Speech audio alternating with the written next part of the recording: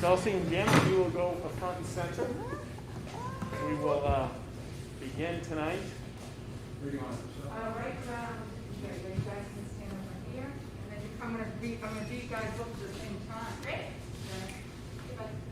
So I'm going to add a little bit, right? Because I'm going to vote, so if I stutter a little bit or whatever.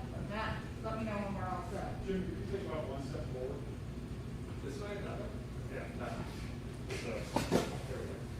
Right.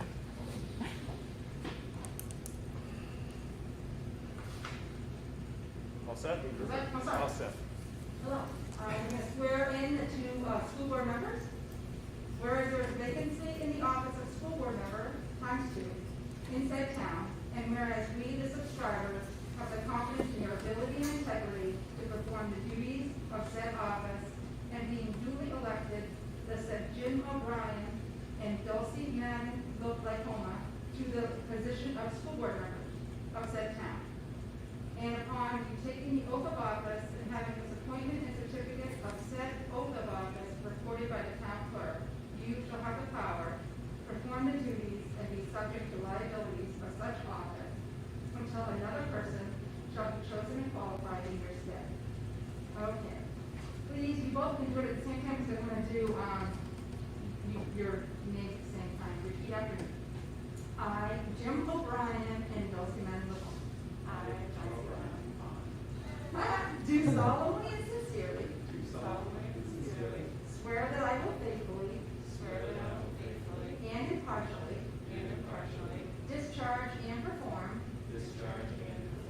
all the duties incumbent upon me as school board member according to the best of my abilities, agreeably to the rules and regulations of the Constitution and the laws of the state of New Hampshire. This I do under the pains and penalties of perjury. And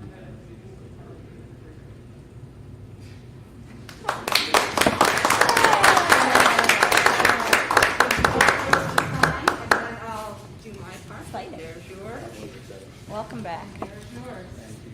Welcome aboard, and yes, welcome back. Well, thank you both for your service. Thank everyone for their service.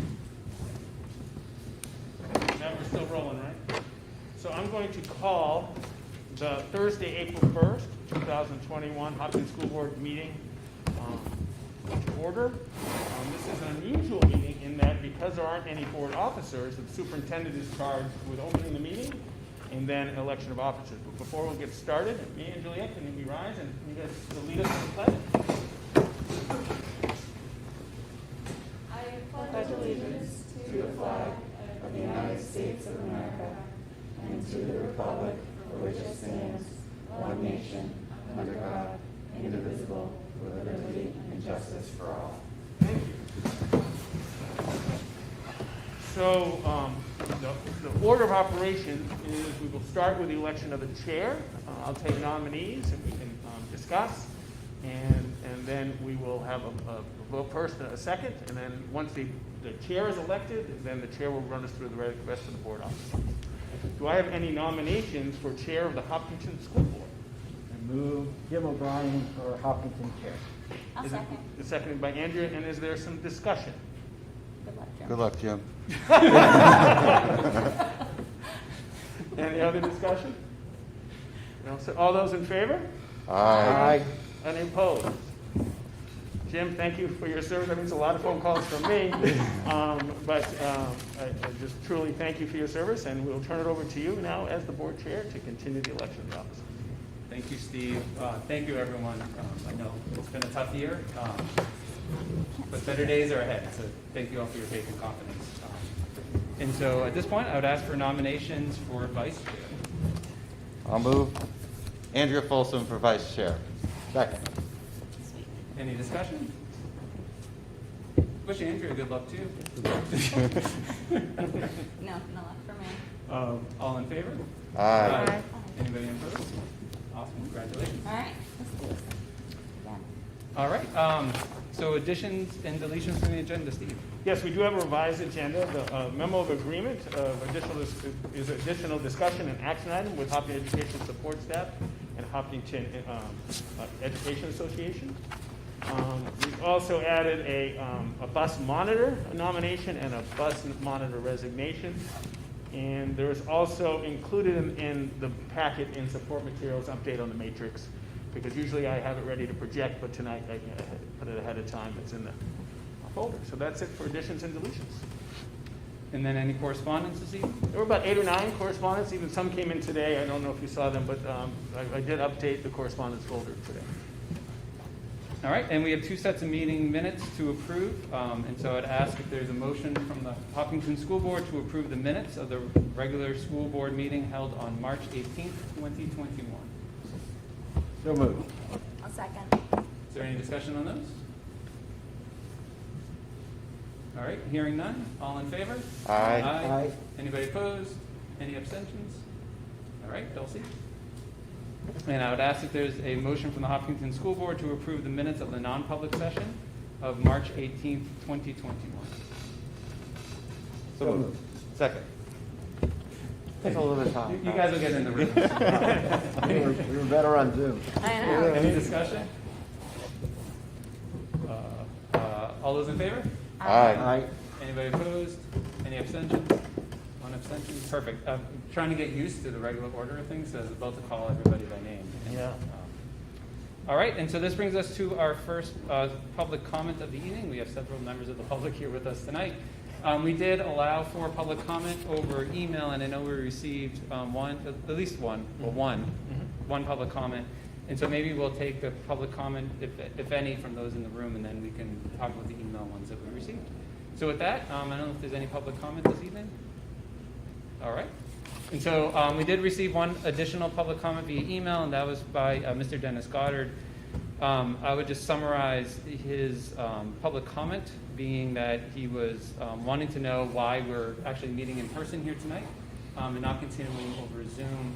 And then he had a request that we conduct our business over Zoom. So we did send Dennis a response, but I can sort of paraphrase. I think this is the first meeting of the new board. You just saw we had a new board member sworn in. And I know 2 weeks ago when we last met over Zoom, we had talked about all of us wanting to meet in person, at least for this first meeting, to see how it goes. I can only speak for myself when I say that you miss a lot when you're not in person on a board like ours. It's been, we had 40 some odd meetings over the past year, all of them over Zoom, and it's really hard to build collegiality, rapport, I don't know what the right word is, but you miss a lot of what we're getting. So I think when we talked about it, I think all board members were excited to try an in-person meeting, see how it goes, and we'll talk later on the agenda to see how this is working, if we want to keep doing it, and have that be a decision of a new board rather than the previous board for how we conduct ourselves. I don't know if anybody else wants to add anything to that. I think that's pretty succinct. All right. So with that, we'll start with comments from the Hopkinton School Board. And maybe we can start with our student reps, who are way at the other end of the table. Julia. Mia, do you guys have any comments this evening? No, I don't think so. Well, thank you for joining us and coming in person. It's great to see you. So maybe we can start with Andrea. Work our Oh, way my down the goodness. table. All right, we're going to start with me. Great. I think the one public comment that I wanted to make, it's been 2 weeks since our last meeting, and a lot has happened in the world in general. But one thing that I felt was really important for us to bring up, and I know that this is something that the district is working on putting together as well, is a statement against the anti-Asian violence that we've experienced as a country. A couple of weeks ago, there was a mass shooting which claimed the lives of 6 Asian American women. Asian American violence has increased over the past year, unfortunately, and I just wanted to do my part in making a public statement that this is not something that I, as a school board member, and I believe not something that the Hopkinton School District stands for. Hate has no home here. And I just wanted to offer my support to the Asian American families in our community and just come out and say just how important I feel it is to make that statement and make it very publicly known that we support individuals, we support the families within our community, and just as a, we are one part of a larger community within the state and within the country. And that was my statement of the day. Thank you, Andrea. Started off real light. I like everything you just said. I got a couple of things. When do I not have a couple of things? First, Jim, congratulations on being reelected again. So I'm not going to go much into that, other than thank you for chairing. Delcy, welcome to the board. Your community service before coming on this board was well known through this community. I just want to extend a huge thank you for joining us up here. To me, it's full circle in your life. Your dad being part of this board at one point, and for you to bring that on here, I think it's just great. So I'm excited to work with you. You bring a lot to this board, and this community is very fortunate to have you. So welcome. Thank you, Norm. Two other things. This is a little weird for me, to be honest with you guys, talking to you guys like this in person, but it's exciting because, it's my third year on the board, and I get more energy when I'm now seeing you guys sit on Zoom, and I can see Jim's glare from closer than, from there. But for me, this is good to be able to be in person, see the people, and have this discussion. So I'm really excited to be here and to see people. And then just a huge thank you to the community for the passing our budget. That was a great effort by everyone. Delcy helped organize a great plan with the town, and we were able to pass the budget, everything, which was great. So I was very pleased with the results, and thank you to the community for coming out for that. So with that, I'll pass it over to you. Thanks, Norm. Yeah. So I'm going to be a little bit long-winded tonight. I'll try to keep it. I actually timed myself the general characteristics of this, but should be 4 minutes or less. You can talk to me after that. So I wanted to talk about House Bill 544 that Andrea spoke about a little while ago. And for most folks, maybe you know or don't know, but this was a bill entitled The Propagation of Divisive Concepts Prohibited, essentially dictating what we cannot talk about in schools. It did not get out of the House, but the House did choose to embed it into their version of the budget. I'll talk more about what it is and why I wanted to speak to it. The positives here is that Governor Sununu on March 9th on NHPR said, when asked if he would veto such a bill, said, yeah, probably, I don't support it. And then after that, as I've read it, really limits free speech. So it seems like the governor is on the right side of this, but we're not through to the finish line yet. In talking to Dave Luno, he also felt strongly that it wouldn't make it out of the Senate. But I think for me as a social studies teacher and as any teacher, what really disturbed me about this bill is the concept itself. So the language in it is incredibly unclear. But to give you a little snippet, things like any conversations that talk about the inherent superiority of race or sex would be forbidden. Any conversation that suggests that New Hampshire or the U.S. is fundamentally racist or sexist would be forbidden. Any discussion of implicit bias would be forbidden. And then there's this incredibly poorly written statement or bulleted point. This would be forbidden. Members of one race, sex cannot and should not attempt to treat others without respect to race, sex. I'm still trying to figure out exactly what that means. Double negative is never a good idea. But as a social studies teacher, I thought about all the things that if it came up in class or if it was part of my curriculum, I might not be able to teach because of this. So in current politics in Myanmar, could I talk about the Rohingyas and what is happening there? Because as an ethnic Muslim segment of the population that's being forced out of that country, under these guidelines, the answer would be no. Could I talk about the U.S. being fundamentally racist or sexist? Could we talk about slavery? Could we talk about Jim Crow? Could we talk about Black Lives Matter this past summer? It would be questionable. Could we talk about women's rights? Could we talk about LGBTQ? In psychology, could we talk about Project Implicit from Harvard University and the whole concept of implicit bias? Probably no. In economics, could we talk about income inequality, glass ceilings? No. Could we talk about in sociology anything that has to do with a conflict view as that discipline looks at it? The answer would be no. I remember a student one time, we were talking about the dropping of the atomic bomb, Hiroshima and Nagasaki. And it's always in history classes, was that the right move, or should Japan have been invaded by a land invasion? And this student asked the question, and it still strikes me, would we have done that if it was Germany? He was implying that it was a racist action.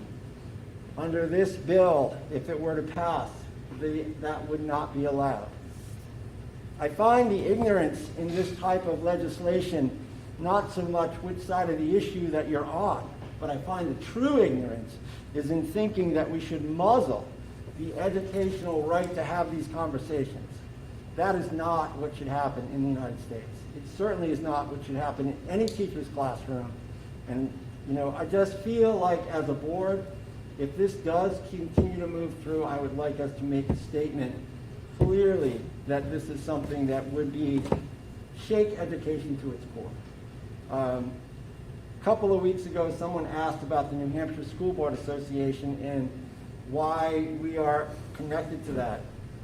The New Hampshire School Board Association puts out lots of legislative information for us in terms of bills that are coming forward and how they're being acted upon. It is incredibly powerful for them to do that. We are not full-time legislators. We don't follow what's happening there. Without that information, things might come by without them. So I thank them for their work and for their advocacy on these things. And I hope that as we move forward, that the board sees it collectively to make a statement and appeal to the governor to veto if it does stay in that budget. Sorry for the long-winded. Thank you, Ron. Thank you. All right. That was great. Thank you. I'm thrilled to be here. I don't have much to say other than to thank everyone who worked and volunteered for drive-through voting. I thought we ran a tight ship. It was just amazing contribution, I think, from many members of the community. And a special shout out to the supervisor of the checklist. But I'm thrilled to be here. Ready to work. Thanks. Awesome. Thank you, and we're excited to have you here, Dulcie. So, thank you. So I'll be quick. I just have a couple things I want to mention. Norm mentioned the budget vote, and I also want to thank the community for the budget, but also for the teachers' contract. A very important vote, and Steve has told me all my years on the board that tonight's meeting is probably the most important meeting of the board. Our job tonight is to approve the nomination slate for our teachers. This is a very important meeting, and I thank the community for giving us the resources in order to make these nominations and to move forward, and to thank them for passing the contract. Very quickly, I know there's been some discussion in the community of all things trash and trash talk in the community around some items that may have been in the dumpster. And so I just want to say, the district has a property disposal procedure. It's on the website. People can find it. In this instance, the administration felt that these items belonged in the dumpster, and they belonged in the dump. And so that's where they were, and that's the appropriate place for them. So if there's questions, folks can reach out to us. They can reach out to teachers. But sometimes old items are replaced and they're thrown away, and that's the appropriate use for those. And the last thing I want to say is, I know a lot of people watching probably have heard that the governor today announced a change to the entire state and how we go back to school. His announcement was all 5 days a week starting April 19th. There's not a lot of information out there, so there's probably a lot of people with questions. I think all 5 of us, including our superintendent and staff, also have probably a lot of questions because there's not a lot of details. So that'll come out over the next couple of days, and so I just want to say that we all heard it at the same time. You all heard it and saw it, and so we'll be working diligently to meet the expectations that are set forth. I'm sure more information will come out for districts for how we do things like remote education, but we don't have that information tonight because it hasn't been provided to us, and so we're going to continue on. We have announcements, and we have some back-to-school planning that we'll talk about tonight. More information will be coming out, I'm sure, in the papers and on the news And then we'll have a conversation about how the board wants to move forward in light of that as we move through our agenda. So with that, we'll move on to what I just said was the most important part of the meeting, to our presentations and staff reports. I'm going to hand it over to Steve to talk about the evaluation and nomination process. Sure, we've started the tradition of just describing for the board and for the community the process that leads up to a superintendent placing names in nomination and then the board approving the nomination. So the work is really in our teacher evaluation in our nomination process. So just to walk you through a journey a little bit about staff. So when we hire teaching staff, there's an orientation program early in the summer, which is nuts and bolts and mechanics of the teaching and how you know, POs and calendars and things like that. And then we begin an induction process, and it's a little bit unusual, but for every month I meet with all new staff. And I go through the tenets of magnificent instruction. I check in, go through procedures, but each month I meet with all our new staff and we talk about what's really important and what is in our policies and what is our handbooks, what are our practices, connected to our values and what's really important. And then our first year for staff, we have a very prescriptive evaluation activities where they observe other teachers, they attend events, they meet with staff. So we try to front load. We believe that the better we do with induction and the more we can instill our values and our norms and what we believe is really special about this place, the retention will increase and we will make sure we set expectations. So our evaluation process, a couple of things about our teacher evaluation process in Hopkinton School District. So our teacher evaluation process is actually located in our collective bargaining agreement, which is not 100, I think it's more prevalent than not, but it's certainly not a sure thing. So what that means is any changes, any evolution, any improvements to the evaluation process is a collaborative process with the association. So we can't unilaterally come in and change it, and they can't obviously just not participate. So it's, in some respects, it's been really valuable to us because it ensures buy-in on both parties. It's transparent, and we put buy-in, and it really is. They enjoy the process pretty well. So there's two models, typical models to our core, which is observing teachers during their craft. One model is called the clinical model, and that is when you have a three-step process. You have a pre-conference, you have an observation, a post-conference, where that is completely announced and you plan and schedule it. And that was our model of my 22 years here. That was probably our model for about 14 years. And then Kim Marshall did some research on about how you affect change and how you improve practice. And the research shows to be really improved practice requires a significant number of shorter observations. So we moved to the walkthrough model, where we like to get in new staff at least 10 times once a month during the year. And that's what the research shows. If you can get in there 10 times during the year, you really get a sense of their craft and also how to improve their craft. It's been, in the last couple of years in the pandemic, it's been challenging to get those kind of authentic evaluations. We've done the best we can. So when we do have a teacher and put on a support plan, that's typically when we do use the clinical model, where we make sure to understand what the goals of the lesson are, we observe, and then we debrief the lesson. So all that work comes now through the year, and that comes now into the nomination process. And this is regulated by 189.14a. So often I talk about two themes in some of my talks. One is how regulated we are, and the other piece is how sometimes as a superintendent we make 20-year decisions. And so 22 of our staff members have been here over 20 years. And so the decision you make tonight about continuing contracts actually could go to 20 or 30 years, which is a fascinating, when I moved from the principalship to the superintendency, that was the biggest impact. Wow, these decisions could last for such a long time. So the way it works, the law says that if you're a first-year teacher in New Hampshire, the district has 5 years to evaluate you to determine whether or not you get a continuing contract. So it's often referred to as tenure, but the word tenure is not in the New Hampshire law. It's called really the right of due process. So once a teacher has been here a first-year teacher in New Hampshire has been here 5 years, and they get that, start their 6th year, in order to non-renew them, they get a right of a hearing in front of the board, and the superintendent, on the standard of preponderance of evidence, has to show why this staff member should not be teaching anymore. It's an appropriately high bar. It should be a high bar for a superintendent if we're going to do that.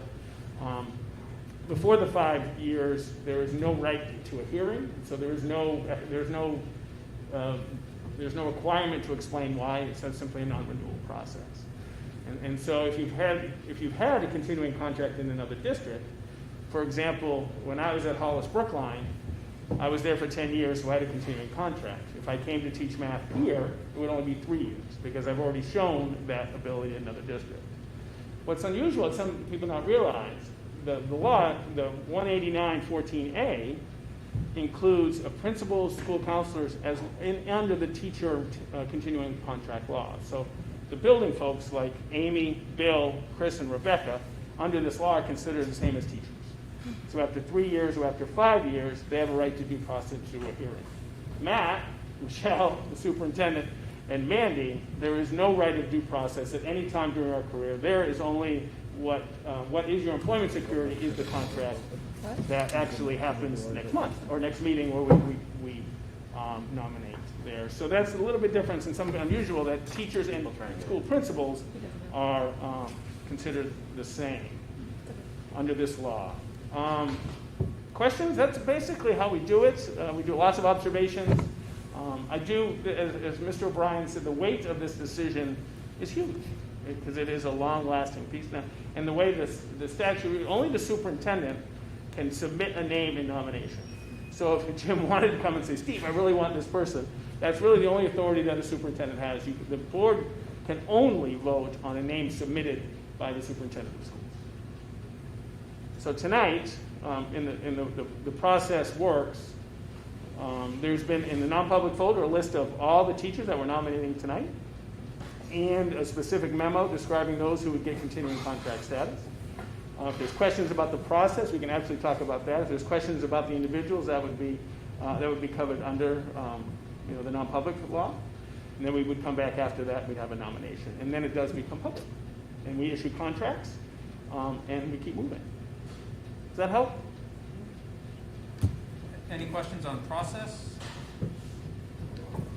So this is an action item, and before we get to the action item, I'll also ask if there's anybody wants to have any discussion about any of the nominations, and we can go into non-public for that. And if there's no questions or any discussion, then we can just move right to the action item. Perfect. Steve, anything else on this topic? No, thank you. I appreciate the opportunity. All right. So we'll move next on the items for board discussion and start with the operating and learning in a pandemic. And so maybe, Steve, if you want to start with cases, and then we'll have a conversation around the memorandum of agreement. Perfect. And very quickly, at Harold Martin School, there are no staff impacted right now. We have 3 students at Harold Martin School in quarantine and 1 student in isolation due to a positive test. At Maple Street School, we have 3 students who have had symptoms and are out for testing, and we have 2 students in quarantine. And at the middle and high schools, we have 6 students are out due to symptoms, waiting test results, or the end of the waiting period. We have 1 student in quarantine due to travel, and we have 1 student in quarantine due to exposure. So the staff aren't in any of our schools impacted right now. So that's an update, and I will follow up this weekend with the email to the community as well. But that's where we are on cases. Can I ask a question about the travel piece? I know that the out of New England apparently has been lifted. Is that still part of our protocol, or is that coming out? Where are we with that? We're going to talk about travel quarantine tonight. Okay. And we do, after talking with the nurses and the change of guidelines, we have a recommendation coming forward. Down, I think, a couple on the agenda. Okay. If that's okay? Thanks, Steve. You bet. Any other questions? All right. So this is always a little odd. So we have tonight a memorandum of agreement to hopefully ratify with the Hopkinton Education Association and the support staff. And so before we can talk about it, we need to ratify it.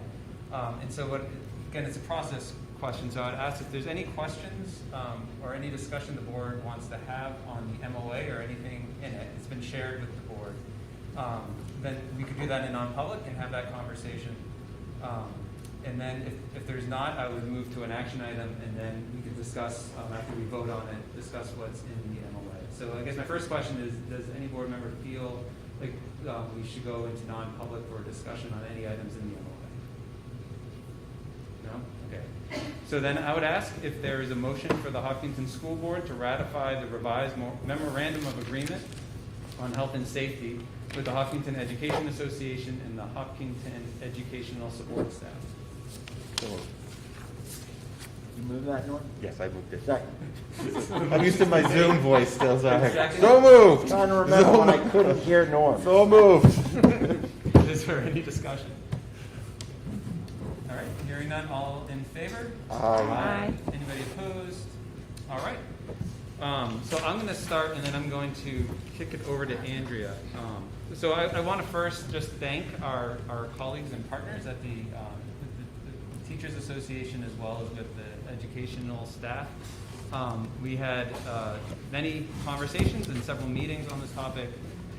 All of them were very good and productive, and so I just want to thank them for just working with us in such a cooperative manner. I want to thank Steve and Andrea for their work in moving this forward. So I'm going to just talk big picture for a second. We made the announcement moving into our annual meeting that with vaccinations of teachers and staff, with the change of 3 feet, that we wanted to bring more students into the classroom, which was a good sign. And then we met with the association to talk about that. And what you'll see in the MOA is language that I feel is very good. It's working in cooperation, collaboration for how to make this happen. I would say every step of the way, both associations and the board had one goal in mind, which is bringing more students back into the classroom in a safe manner. And so that is what we focused our time and effort on, is how we can agree to do that, and agree to do that in a collaborative fashion, so that everybody, faculty, staff, the board, the administration, were feeling good about how we were making those adjustments happen in the MOA.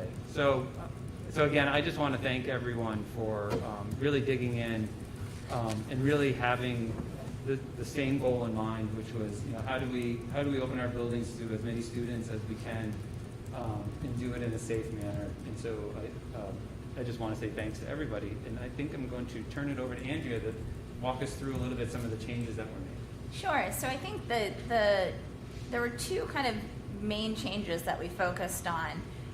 The first one is one that we've sort of talked about a lot over the past year, which was moving the distancing between students down from the original 6-foot stipulation. So we put that in last summer. That was the best information we had at the time. That has changed. So there's also the reality that our school buildings cannot be changed. We can't move walls. Unfortunately, we're no longer in those giant open learning environments of the 70s. So basically, what we ended up putting in here is that the district is going to strive to maintain 3 feet between students in classrooms. However, the reality is that this is not always going to be a possibility.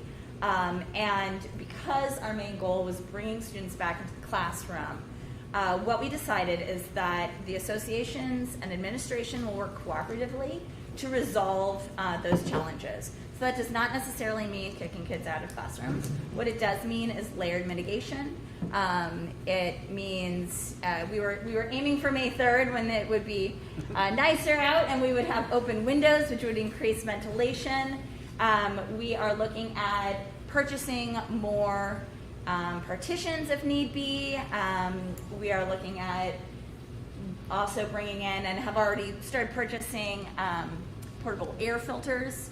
But it's something that the community really needs to understand as well, that we are not guaranteeing that your child will always remain 3 feet away from other children, and that there will be instances where they will be closer together than 3 feet. And I recognize that, we still have community spread. I also recognize that the governor has put something out, and so there are a lot of moving pieces. But again, our main goal remains the same, that we would like to bring as many kids back into the classrooms, who would like to be there as possible, and we want to keep them safe with as much layered mitigation as possible. So that was sort of the biggest one. Does anyone have any questions on that one before I keep rambling? No? Great.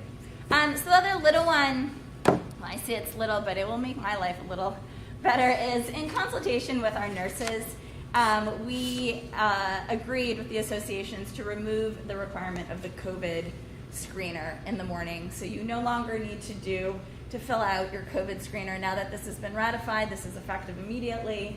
You can turn off your 7:15 alarm to remind you to turn on your code to do your COVID screener. Basically, we found that it wasn't doing what we had hoped it would do, and was ending up taking up more time from the nurses, and they were comfortable with this. So that's the other big change. I think those are the two main things. But really, it was the flexibility, but also the making sure that the community understands what distancing between students is going to look like moving forward, so they can make informed decisions. So Andrea, on that second part, so how does the messaging work to parents that have kids that are showing symptoms that are COVID-like? Now they're not doing the screener. I mean, are we just going to continue to say if you have these symptoms, you should probably consider going and getting a COVID test? I mean, what's the... Yeah, no, I mean, I think our nurses are going to continue to follow the DHHS guidelines and the screening process. The reality of having kids less than 3 feet is that at this point, you know, if you are 3 feet in mass, then if you are exposed to someone who has COVID or COVID symptoms, you do not need to quarantine. It's just not going to be the reality in many of our classrooms. Kids are going to be closer. And so if a child or a student ends up coming into school with COVID-like symptoms or with COVID, and they are closer than 3 feet, and we have more students in, that means that we do run the risk of having many more students than we've had earlier in the year needing to quarantine. Our teachers will not need to quarantine because the majority of them will have completed their vaccinations. But there is, you know, I personally encourage parents to really keep their kids home if they are displaying COVID symptoms, because at this point, it's not just going to affect the 9 children who might be in your kids' class. It's going to affect the 20 kids or the 18 kids. And that could have a real effect on many more families. So, does that answer your question? Yes, We it can does. still offer, like, I'll still be taking the screening in the morning. I get, you know, when I don't have a fever, I feel better. You know, I'm going to school. Yeah. So I still plan, and voluntarily, but there isn't the capacity, as you said, Andrew, for our nurses to follow up and track, and do it. But, and we have found that parents really, the screener wasn't keeping kids the symptoms home. Some were coming to school. So we're going to have families that are going to be uncomfortable with 3 feet. That's clear. We respect that. That's fine. We're still going to supply the opportunity for remote for these students with learn remote still. So let's say 20 kids want to go remote because they're not comfortable with going 3 feet. Will we have staff in order to do that? At the high school, the synchronous, you know, learning. Synchronous, yeah, but At the elementary school is how we manage that change, because we've had a cohort of kids remote, and we can't just double our remote population unless. But it's something we got to think about, though. Right. It could happen. Exactly. When we're trying, you know, we're going to send out, now that this has been adopted, we'll try, our elementary schools especially will get data Yeah. on ours. It's more remote because it's very difficult to manage a 3 system, you know, the hybrid, the all into the remote. So we need to collect data. At the secondary level, it's a more seamless adjustment. Yeah. At the elementary school, how we do the remote option, if there is an influx of that, is something that we are going to have to work through. And it doesn't look like we have all that much time to work through that with the change we found out, I don't know, 3 o'clock or something today. I was gonna say hours ago. So is it later in the agenda, Jim, or can we talk about kind of what we talked about, space, capacity? Is that later on the agenda, what we... Yeah, I mean, we can get into that in a minute. Okay. Get through the MOA and then, yeah. Perfect, okay, great. All right, thank you. Any other questions on the MOA or the process or the details? I think the last thing Andrea mentioned, I just want to just reiterate is that, you know, we haven't dropped the mask mandate, and so, you know, masks are going to be required for all students, all faculty, and all staff, all visitors to the buildings. That's not going to change. That's part of this, and it's probably more important, as Andrea said, with students being closer together, having the masks. Mandate is imperative, and will be, especially in the higher levels, more strictly enforced. We have been enforcing it, but I think it's even more important now that good mask habits follow through students throughout the whole day, and so I think we'll be working to make sure that remains so. I thank you guys for working and keeping us informed, on the process. Thank you. A lot of work. Good job. All right, so now we can move into, I think, where Norm was starting to get to around the social distancing and layered mitigation. And Steve, I can hand it over to you. Sure, and you've pretty much addressed it. So whenever possible, we're going to go to the 3 feet. We are working together. Some of the teachers have already expanded their classroom, changing their configuration. We're looking, Michelle is leading the collection and the procurement of more shields. And so that's everything we're going to put together in our classrooms. We're not requiring rows. We still want education at our elementary schools, but we're going to do the best we can to instill barriers and masks, as we said. And our kids are pretty mask compliant. I think it was going to help us as we have to contact trace. So we're going to put in our layers as best we can. But Andrew, I think you worded it very well. We'll do the best we can, but there'll be times where our youngsters will not be 3 feet. And then we'll do the best we can. Well, Dawson? I don't know where this fits under, but how soon can we, like with the temperatures, do you anticipate we can open the windows and or move classrooms outside? Like how late did we go temperature-wise in the fall, and when could that be an option again? And we'll open them. I mean, they're open now. Great. Honestly, I find mine's about this much as opposed to all the way open. Yep. But we will, especially on the 19th, we'll be full. Great. Hopefully we won't get that 40 or 30 degree, but we'll be wide open. And we're going to talk about transportation in a minute, about every bus window open. Yep. Every classroom window will be open. The mask breaks are still going on, at the secondary level. I get there and I see them walking. So, and we're going to do everything we can to increase ventilation as another layered strategy. Yep. But they're open now, but I think on the 19th they'll be full open. Great. And then outdoor classrooms, is that I know that there were some classrooms, at least in Maple, that did it, but. Yeah, sure, I'll just continue. So one of the challenges is, during lunch, it's still 6 feet. Yep.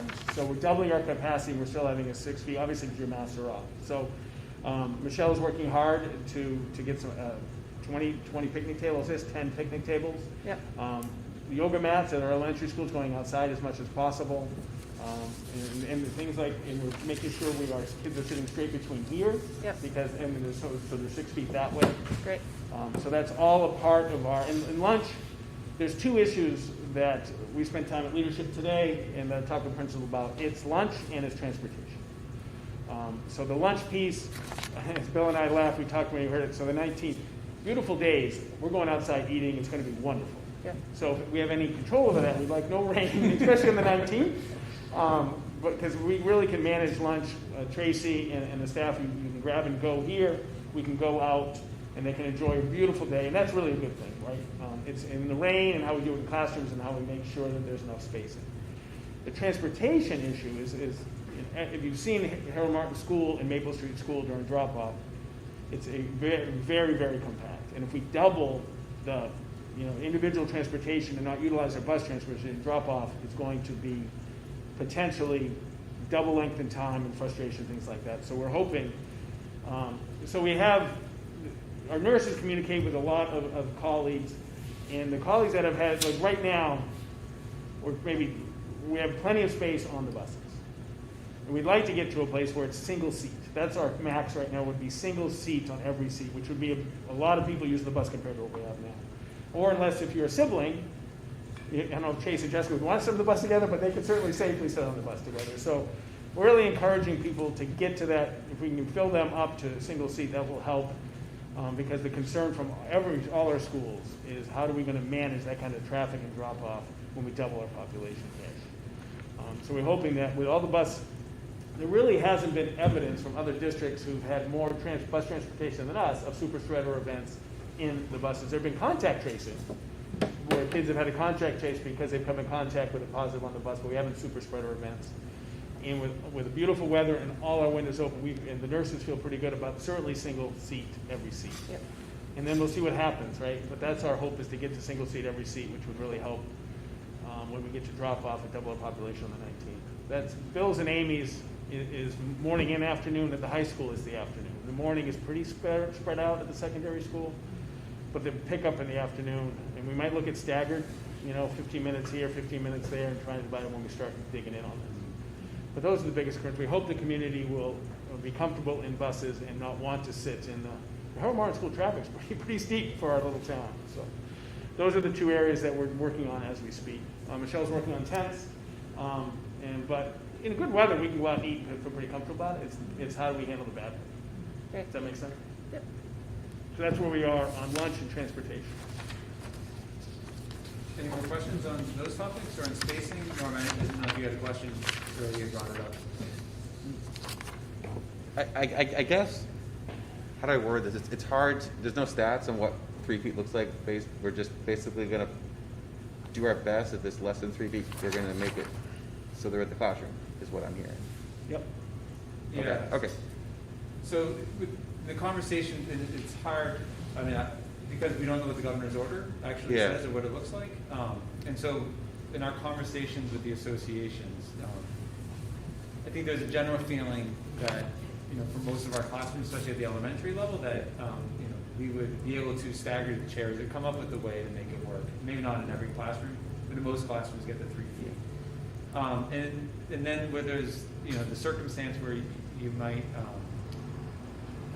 don't know how the numbers will work, but you have 20 kids in the classroom, but at 3 feet you can have 18, right? 18 kids, and so how do you, is it okay to collaboratively work on those mitigation measures that Andrea spoke about, opening windows and getting everybody feeling comfortable? And then it becomes, if you have more than that, if you have more students, it's not just a few, but it's more than a handful, then that becomes harder. Like, how do you approach that? And so I think that's where the administration working collaboratively with teachers and the sports have to figure out what are some solutions that, again, everybody can feel comfortable with as we approach it, with the goal still of bringing. So the administration could be like, you know what, we're going to have outside class today. That's their choice. If they nice days, the teacher, Right. they could decide to do that. So basically the language in the MOA gives us a flexibility to kind of not be tied to one. It gives us the opportunity to think outside the box and make this a little bit. So, you're very right when, with more students in, if there is a case that there are, more of the population will be out, but let's hope that doesn't happen. But things are improving, so we can hopefully continue that way. So. And so, when we get the governor's order and can understand it, hopefully it doesn't, we just got an MOA, so hopefully the governor's order doesn't complicate that. But again, without knowing what it is, we'll cross that bridge, I guess, in the next couple of days. Would the, this is probably a question that can't be answered, but would the governor's order supersede anything that's in the MOA? I think so. I think, I do think that has the authority, because if he revokes the emergency order, then there's no, I don't know what it is, but if he revokes the emergency order, then we don't have any authority to not have people in, unless there's specific health, issues. So that's, we haven't seen it yet, but that's my expectation. Now, if, when he required, the governor required everybody to go hybrid. That didn't mean that schools with contact tracing who couldn't run still could go fully remote. But then we have to contact the commissioner and get commissioner, I don't want to say permission, but explain to the commissioner why we're making this decision, and assuming that it wasn't arbitrary and capricious. Like, if we can't run school, we can't run school. The commissioner can say, Steve, you have to run school, but you just can't. So, but there is a layer that if during these orders where things happen and we would have to go remote for 2 weeks, I would be contacting the commissioner of education. And again, not to really ask permission, to explain to him why this has to be necessary. And I guess if the standard wasn't enough, it'd be, we could argue about it, but that wouldn't be the intent. We'd work together and we'd call the commissioner and say, look, we've got 82% of, something crazy. So in the past, there was the ability to communicate exceptions through the commissioner. But I just couldn't do it arbitrarily on my own. Does that make sense? Yeah, thanks. Perfect. We don't anticipate that happening, since most of our teachers have been vaccinated, so they will not need to quarantine in the same way. No, just to not freak people out that way. No, I'm with you, and I apologize. The only thing I could think of, if we had to quarantine a whole class, Right. then that class would be remote. The teacher could be here, but that's what I mean. And I didn't mean to to send us down that pathway, but I think it is possible Yeah. that a third grade class of 20 kids for 2 weeks would need to go with that. I mean, I don't know that, but I think it is conceivable. That's all I was trying to cover, so See, this is just, and this is gets to the management side that I shouldn't be talking about, but I'm thinking about classrooms like Carl Olson's classroom. So, so many classrooms at the middle high school are set up in that communal horseshoe. Just get the tables out and have the kids in chairs probably opens up a lot of space, and then you've got to figure out, something to write on or. Exactly. Exactly. And that's, as Jim said, the HEA is trying to go proactively. Chris and Rebecca, we want all the kids in. So this is how we figure it out, how we do it. And Scott, for example, rearranged his classroom that we thought was like a 17 and get to a 21 because of that, that type of thing. So I don't see this, and I don't think Jim and Andrew is adversarial in any way. It's a problem-solving exercise where everybody wants everybody safe in the room, and we want to be able to take a look at it. Chris and Rebecca today, it's not adversarial, it's a problem-solving. But I think you're right. I think these are going to be between, like if we have 16 kids in a class and 8 traps, we'll put these in between the 8. But if it's a 22 and we can't, we'll look maybe, I know you swapping classrooms is not always easy on teachers, right? But some it's easier than others, right? And if we have a bigger classroom, the science classroom is actually one of the biggest, it's a huge classroom. So if we had 24 kids, we could fit them there. And that's an important point for you guys to know, and for people that might, there's a lot of teachers at the middle high school that travel. There are teachers that have their own room and they never travel, but there are a lot of teachers that frequently move throughout the day. It's not uncommon to be in 3 different classrooms in the course of the day. So it gets a little dicey. Yeah, and I think to make this work, flexibility is going to be key. And we'll have 7, 8, 9 weeks now. I guess 9 weeks of school before they end. So it's hopefully everybody can be flexible for those 9 or 10 weeks. However, Yeah, we're gonna figure it out. Yeah. And move through the end of June, and then we'll have the summer to reassess. But it's not a forever. But if everybody's flexible in their approach, I think we should be in good shape.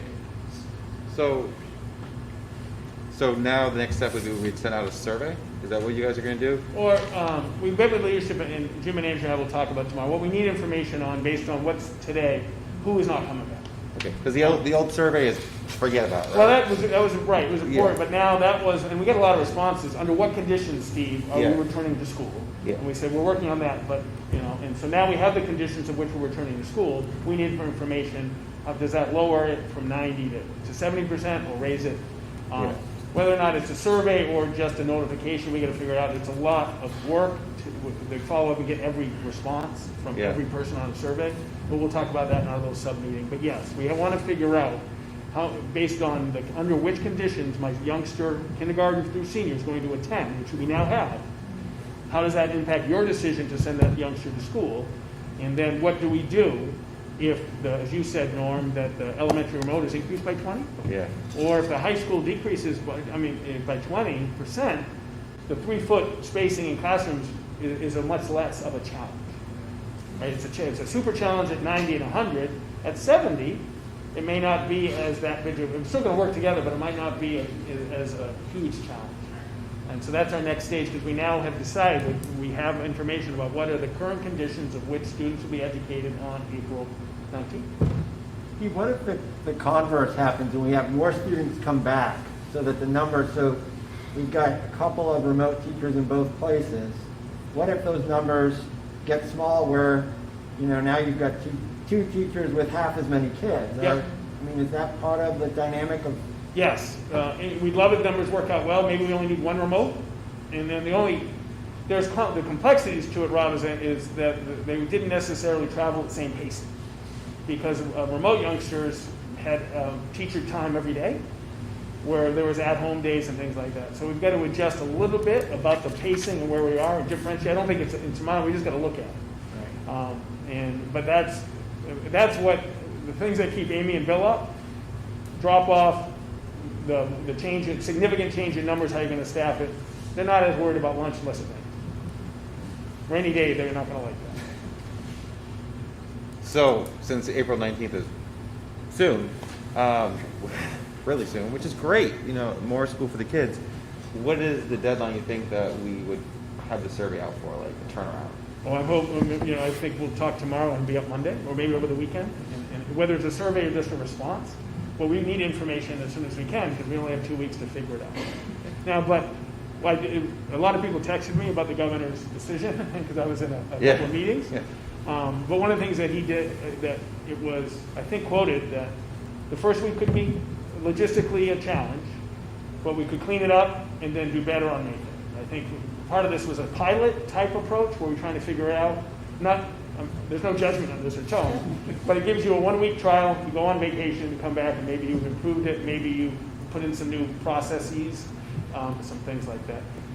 The couple of weeks would have been, we feel a little bit better about having our procurement delivered and get everything. We're okay. Especially we're okay, I'm going to say for like 19th time it was great weather.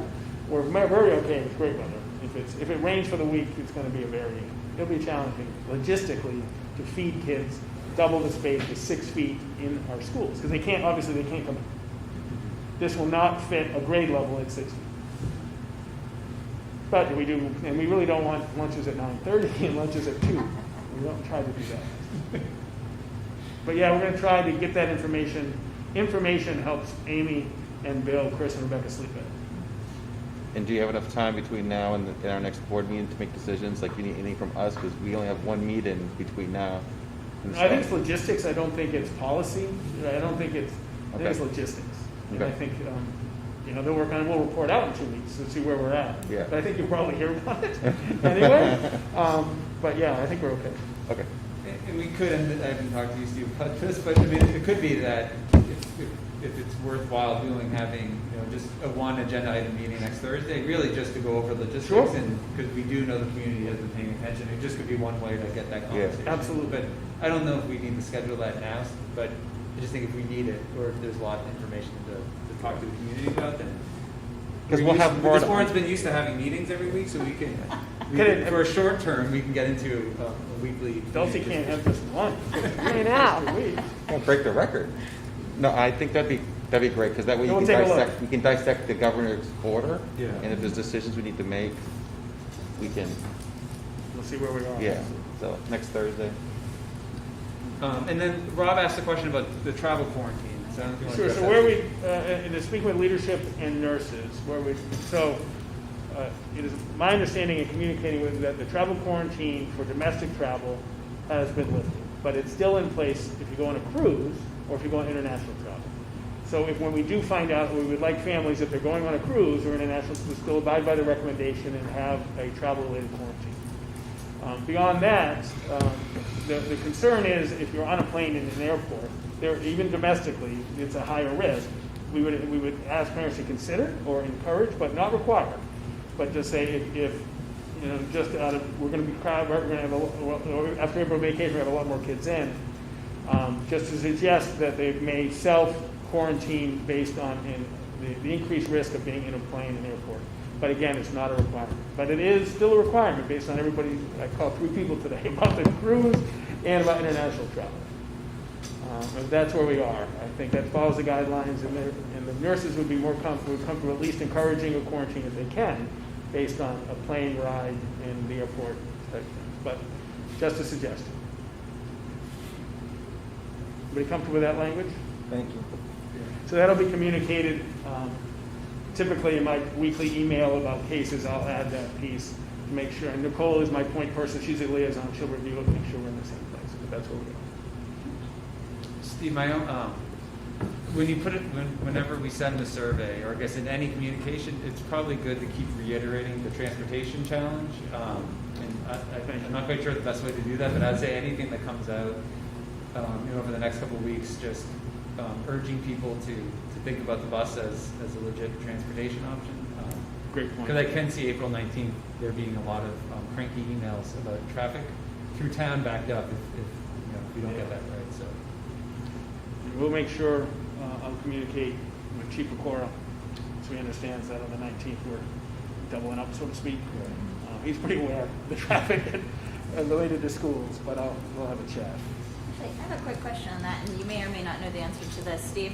I know for our, at least Harold Martin, and I believe for Maple Street as well, they had been asking kids not to come until 7:45. Are we gonna open that up to 7:30 to help? That's what we're talking about today. Yeah. Bill's also talking about using the entire loop for drop-off and going behind the school Yeah. to, as his words, increase the tar. So there's less out in the street. So, he's on it. He's on it with the chief. He's on it with our construction crew, right? Because they have to open up, the BPS opens up that path for us. So that's where Bill is talking about going the whole loop. You with me? Yeah. Yeah, and we'll talk about trying to get some walking school buses going, all the safe schools that we've done. We're going to try everything we can to reduce it. Obviously, safety, and obviously, we are heavily, bus stops are heavily regulated. We can't just throw it anywhere. Great. Any other questions about the small topic of back to school in a couple weeks? No, I just want to say thanks to the board and to Steve and to his leadership team, to the community. It's been a long road, and I hope that, this is the right path forward, that we all do our part at home as parents, that we are watching our kids still before we send them to school. And as father of three, it's important. My kids aren't feeling good, they aren't going in. We all work together to maintain that, so I think it's important. So thank you guys, all of you. All right, Steve, the last item is just the decision-making matrix. Yeah, this is based on yesterday. We're always a day behind because the report comes out. We're at 25.6 cases per 100,000 7-day average. That's moved up to red. It's a tipping point. Remember, we were down in the level below. I think yesterday was the first day up. We'll keep monitoring it, but it is an increase. And I think I put that, hopefully you saw that in the folder today. I think I did that. Yeah. That's where we are. Steve, I have a question on that. So, depending upon what you're reading and where you're at, if transmission levels are high, there is some information out there that says you go back to 6 feet at the middle high school level. So where are we at in that dynamic of how does that all play in? Or, you know what I'm talking about? Yeah, I mean, it's something we can talk about. Our effort has been trying to figure out the 3 foot with the change. But if the community spray continues to go up, and we want, that would be back to the every other day hybrid type program, which I honestly don't know if the governor's order, Rob, gives us any I haven't seen it yet. Right. It gives us any flexibility about that. So that might be a moot point out the window. Yeah, I'm speaking. I'm sorry. I'm just not. What kind of flexibility the governor put in his order? But my understanding is we're back to 19. Okay. But I mean, Michelle and I had this discussion. Numbers are going up. I'm sorry? Numbers are going up. Yeah. But the vaccination is going up. Right, and is vaccinations on Friday, is it 19 plus, 20 plus, or 16 plus? 16, so the high school could conceivably start getting vaccinated as well. Sophomores and up, yep. Yep, Mine. yep. Tomorrow, right? Yeah, they can sign up tomorrow. tonight at midnight, CSA. Yep. And so that might be a good item to revisit if we meet again on Thursday, just because we'll have the order and we could probably get a little bit more detail on what it means and if there's any adjustments, especially if numbers keep going up. What is it that our nurses and administration think is a responsible approach? Yeah, and we have the vast majority of our staff vaccinated. They did the pod of J&J, but we still have not an insignificant number of Pfizer, which is, if you like, I think mine is the 12th, right? So the 12th, and then it's 3 weeks. 3 weeks after the 12th. I work for a shop. So we're not quite, the 19th, we're not quite there yet. I mean, we'll still practice our social and all that piece, but we're not quite there yet. Where the May 3rd, I would have felt pretty confident that our staff would have been at the right point on May 3rd. I think that's where it came from. So, but we'll continue to monitor, and we'll keep presenting data every meeting. If we meet, I've always committed. If we meet next Thursday, you'll get another report next Thursday. And the nurses are still regularly in contact with DHHS on what their protocols are. Yeah, they're trying to get callbacks on buses. Can we go more than one per seat? I mean, that's the phone calls they're waiting on today. They talked about travel quarantine. They contacted travel quarantine. But to be honest, we don't get much support right now from DHS on contact tracing. That's an in-house operation through the guidelines, but they don't really help us any. I mean, I'm not trying to be critical, but it's an in-house operation, and they're very good at it. You know, they've had lots of experience now. And the type of class, like if you're in a wellness class or PE class, that's different, and the mass strength impacts your ability for the contact tracing. Everybody okay? All right. So we'll move on under school board business. And we'll talk about a little bit about schedule. And maybe under this, there's sort of two items. One is in the packet, there's a schedule for the board that runs, I think, through June for our dates and topics on the agenda. And so again, if any board member has any questions about that, wants to add a topic to the agenda, just let myself, Andrew, or Steve know, and we can accommodate. The other pieces, I think 2 weeks ago we spoke about a board retreat, and I think we were shooting around some dates. I think the first one was like the 9th, or then it went to the 19th. But I think we've settled on the 18th of June for a retreat. And so I think that worked for everybody's schedule, and this is more of just announcing to everybody that will be on the calendar. And then there's the question of sort of what we're doing here today. And whether or not we want to stick with this as I guess as how we want to meet. Do we want to fluctuate between doing it in person and doing Zoom? So it's more of an open question. I just want to throw out there and see how you all are feeling and any changes that you think are appropriate. My only change is, can we tilt these tables just a little bit? That, you know, but I'm all in favor of being in person. Yeah, the egress is my only problem. Before we had it, Yeah. I can't block an entrance. It was hard. Did we use this part? Yeah. Oh, it's equidistant. We're that way this one. And if we had our full leadership team here, That's the struggle. it gets a little crowded. I'm fine with the person. You know, I think I'm very comfortable. You know, like I said from when we talked about this weeks ago, that our kids are going back to school. We are leaders in the district. We got to be meeting in person too. So this is just, we have to, and I'm fine with that. You know, that's where I stand on it. It's great. Is everybody, like, who will be fully vaccinated shortly? Is everybody not back? Like, I'm thinking about the stuff that's coming out right now, that if everybody in the room is vaccinated, it gets a little easier in terms of masks and all the rest of it. So maybe we get there soon. I don't know. And maybe my weekend or early next week email, I can get some feedback on, did you hear us? Yeah. Did you follow us? A couple of things. We didn't do a PowerPoint projector. That's going to be funky in this configuration. We had it when it was the old config. We have 5 regularly scheduled board meetings left. It's not going to be. It's going to be in this room. It'll be impossible to have the full leadership, but maybe we bring one report every time. You know, because I really do want the leadership team to report to the board once more this year. And so maybe we do that, because we can fit one more probably, you know, and we do Amy, Bill, Matt, and Mandy all the way through. But I don't think we can have all 6 here. We can't use the gym at all, huh? Which gym? The high school. I mean, there's what sports are they using? I mean, in the spring, and when it gets, maybe after May, after April break, maybe. I mean, the gym is perfect. I mean, it's big enough. It'd be like a district meeting. I mean, just for Yeah, you know, I mean, right now it's in and out where we didn't want to, but maybe when the weather gets better, we could abscond that facility. That's a good idea. I mean, I just use the gym. I mean, I think when we spoke a couple of weeks ago, one of our intentions was not to disrupt other things for the meeting. So yeah, I mean, so if the gym is being used, do we want to take the place of the team using it?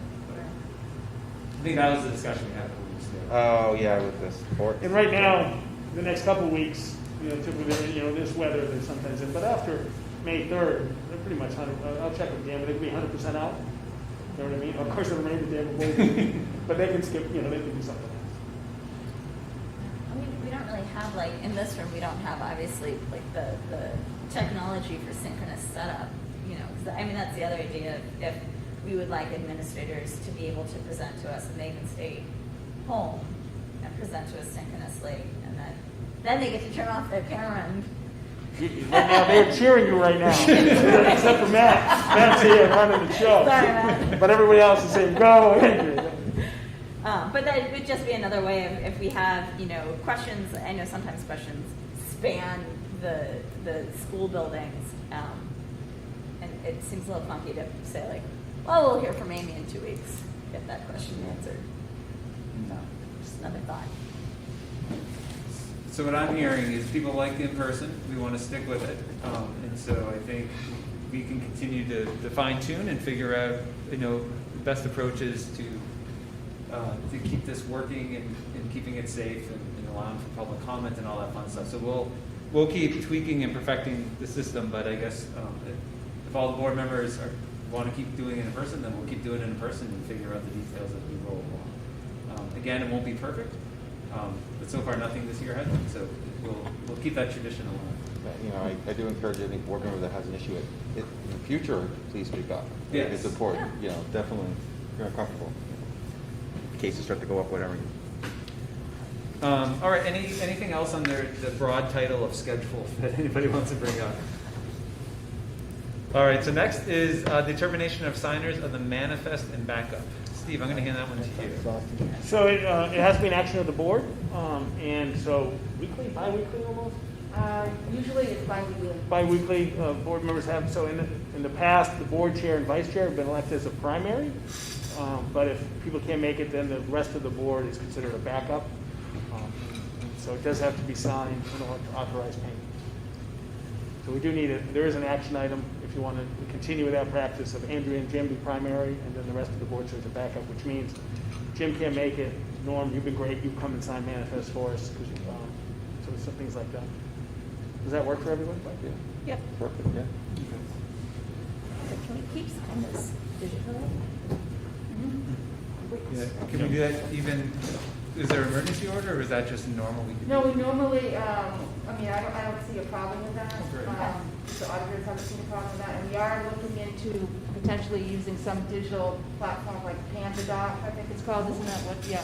We just haven't had a chance to look at that. But that's a more, even though email is fine, but you know what I mean, like it's more of like a formalized process. Kind of like DocStar. Okay. Great.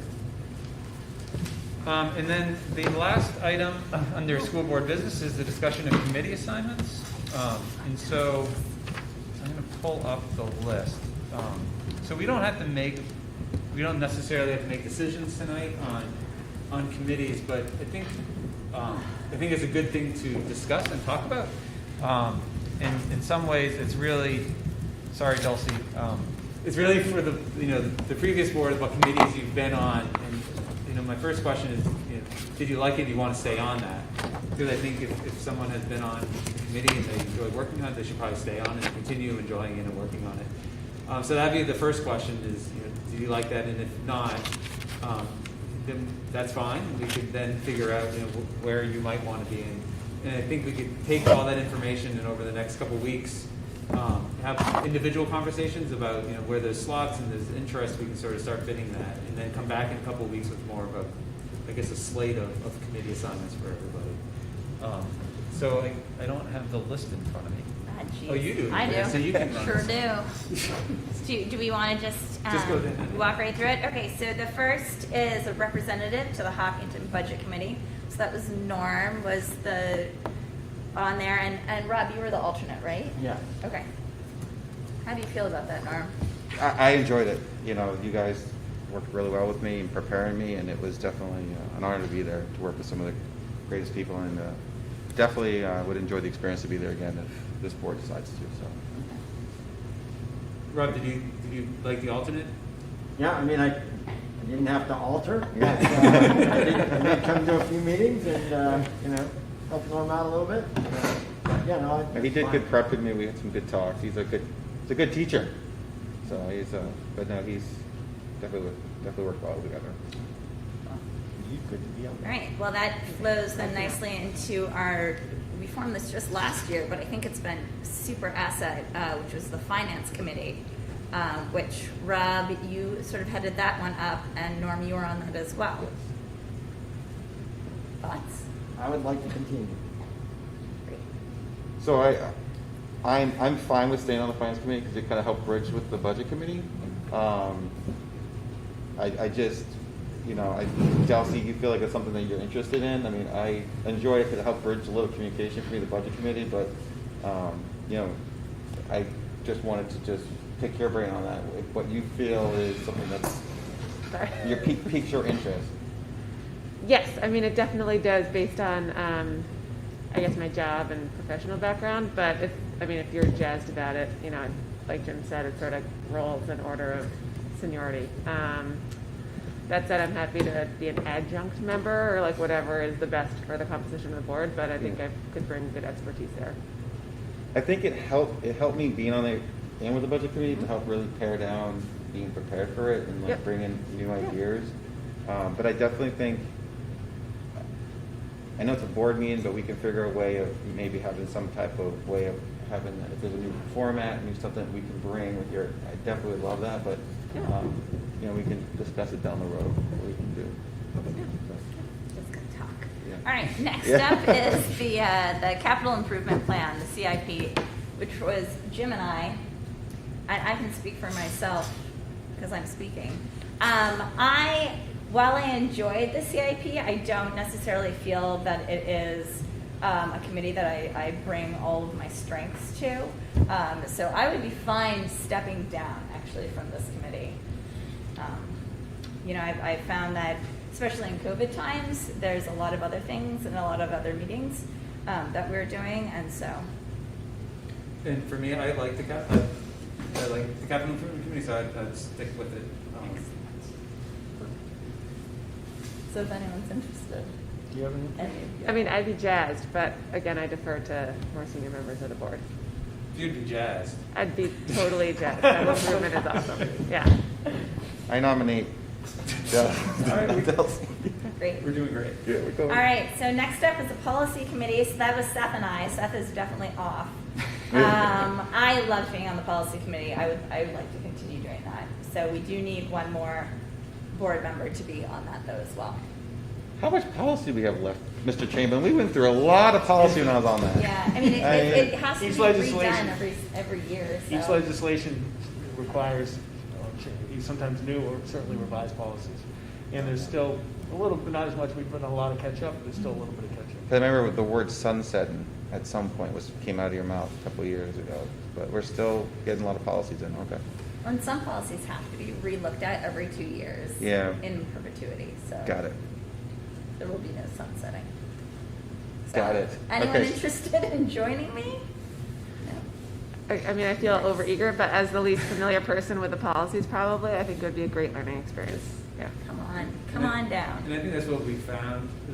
I know I was on policy my first year, and it helped me understand a lot that I had no idea about. So it was really helpful. So I think you'll get a lot out of it. Yep. Yeah. Nice. Great. All right, next up is negotiations, which again was Jim and I, which I think, was a very good experience. I would like to stick with it. I think that I feel like we've, really deepened some of those relationships over the year, and I would like to see it forward as we work on another contract. So. No, I'd like to stay on it as well. To all the points Andrew just made, I think we've been working towards sort of the next 3-year contract, and I'd be interested in seeing that through. And I think the working relationship, I think between us and the association, as well as I think just between us and how we're able to work, is positive and good. So. Excellent. All right. Next up is the building committee. And so that was Norm headed that one up, and Rob was on that as well. And that's going to be talking about sunsetting. Yeah, we're getting closer. Yeah. No, Ish. very excited to stay on it with you guys. That's a great project. Glad to see that through and finish it. We're getting closer and closer. So we meet once a month. Soon. Rob? I mean, I'm fine to finish it out. I don't feel like I've added a ton of value there, minus the door at the middle high school, but. It's a nice door. But I brought it up many times. Don't forget. so, but At this point, I mean, I feel like any committees where you need somebody to fill some shoes, I'm happy to do it, so. Great. Well, don't worry, we've got more. So we have the Professional Learning Committee, which is a monthly afternoon meeting. And I don't know, as we had this in COVID times with our pandemic board, I don't know as this was super active, was it? Yeah, Seth was invited. Seth was invited. Okay, so no one is on that committee now because Seth is no longer on the board. So if anyone is interested in the professional learning, and Steve, what is that one? What's that committee about? So Just explain a little bit. it's a required committee, and it supports staff, administrators, and teachers. And they get together to design the professional learning program, which is our professional learning days, which is our curriculum work, is also coursework, where we bring in college courses. Like the professional learning committee supported the culturally responsive learning piece that really came out of that work. And they meet monthly. Amy and Chris. Amy is really the lead, and Chris supported from the secondary level. Meet monthly, and this is where, even when we get back, we've had this discussion with the foundation this week. It may be, even though we're in person, a Zoom meeting for that one, because people are spread throughout the district, and some, at home. So that the committee will decide, but it really is to design where we are in professional learning. It's fun. Well, I would love to be on that. I was on it. It was great. You're gonna love it. It's a lot of But I don't know fun. if anyone else would love to be on No. that. No? Great. Put me down, Jim. All right, next up is the Wellness Committee, which is also a monthly meeting. That one was fun. I was on that one this year. It was a great, it feels like something that, like, when you're new to the board, you get to be on the Wellness Committee, and it is a lovely, because you just talk about student and employee wellness, and it's a very positive and uplifting committee. So I'm ready to pass that torch. If Tulsi or anyone else would like to be on that committee. When does it meet? Monthly. What time? 3:15. Yeah, usually 3:15-ish, and it's not a very long meeting. I mean, sometimes they're quite, Yeah, really. And we meet 7 times a year. It's not every month. We don't meet them usually during December because that takes away from wellness. Everybody's so busy. Yeah. So about 7 times a year, 3:15 to 4. I think Steve knows that my love of donuts takes me off that list. You're disqualified. All right. You don't have to make a decision Yeah. tonight. Yeah. Moving on. I'll be stepping down. I'll just sit with the Don't be silence twisting arms for a minute. in between meetings. And then our last one is the HA Sick Bank, which is an as-needed, sometimes through email. I believe Seth was on that one as well. Jim, usually, did you do that? Jim was I on don't that. think I did, no. At least I never got notified of the meeting. I don't know how many we had. So it's usually just, Like a PRN. usually it's pro forma, but we have to go through it. Okay, well, if anyone would like to talk HA Sick Bank, this committee is for you. It's common for the chair. Okay. Okay, Jim, sounds like this committee is for you. Because the committee emails the superintendent just emails. And if it's controversial, then we get together in person. But, like, for example, maternity leave, it's actually the contract. That sick bank can use 5 days of the And that's it. Those are all of our committees. We have 9 committees. No, sir. I don't think we have to have any this year. I guess We might have that in. my next question is, Jim, when do you want to discuss how these are meeting? We're in person here. This is pretty well. Yeah, so What is your thought I guess my process? guidance is for the committee to make that determination. I think the committee can decide how it wants to meet. I know policy, when I was on it, we did a lot of phone meetings for the policy meeting, and that was fine. I mean, you gotta take minutes, and, Okay. there's public right to know requirements that all committees will do. But I would leave it up to the committee and staff to figure out what's the right approach. I think for most of the committee meetings, they're not, I guess they're not highly attended meetings. Yeah. But it is important, to keep records and all that. So anyway, that was a very long answer to a Yeah, short question. just to be clear with the board, if I do call for a meeting in person with the building committee, it's just going to be simply a recording.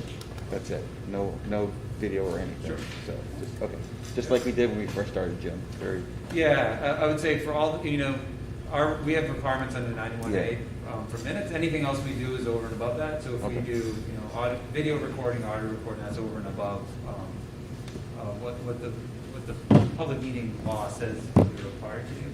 And so, I mean, I think at a minimum, we have to do those things. And then if committees are meeting on Zoom, it's really easy to hit the record button. Yeah.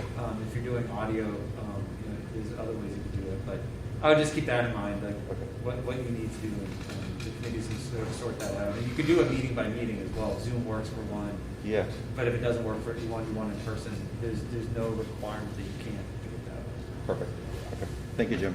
Jim, I'm just going to throw out an offer in terms of CIP if you're feeling like you got a lot on your plate, because I feel like that would work well with finance as well, and something that I'd be willing to take on to do that. But that's up to you. I know you've already said you want to do that, but I'd be happy to. I'd be happy to give that over to you, Rob. And I know where you are, and I can find you if I have questions or want to add my 2 cents. So perfect. Thank you.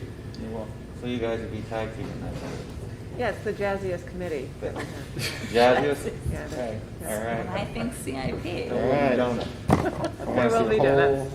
That is a You see capital the town improvement. CIP? That's what matters. All right. So what I'll do is, for our next meeting, we'll put this into something that we can vote on, so we're all clear where we're at, and then I will.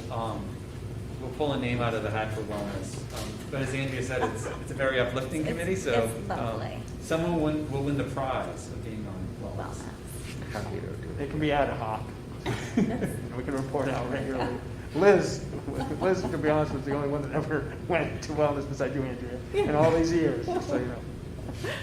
Anything else on the committees before we move on? All right, perfect.